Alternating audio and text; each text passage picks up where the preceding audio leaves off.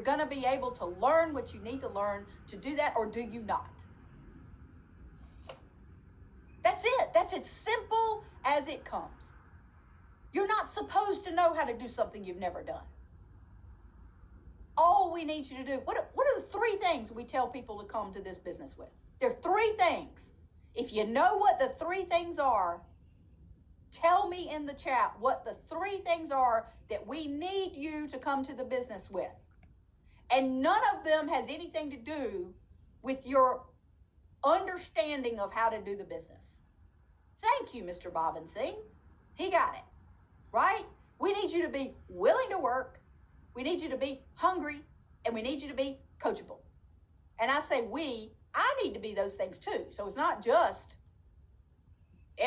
everybody else. It's all of us.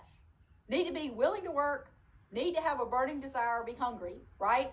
And you need to be coachable. That's it. It has nothing to do about, I need you to learn, I need you to know how to sell the membership. Do you need to learn that? Yeah, but can you learn that? That's the question. Can you learn that? Can you learn how to recruit somebody? Yes.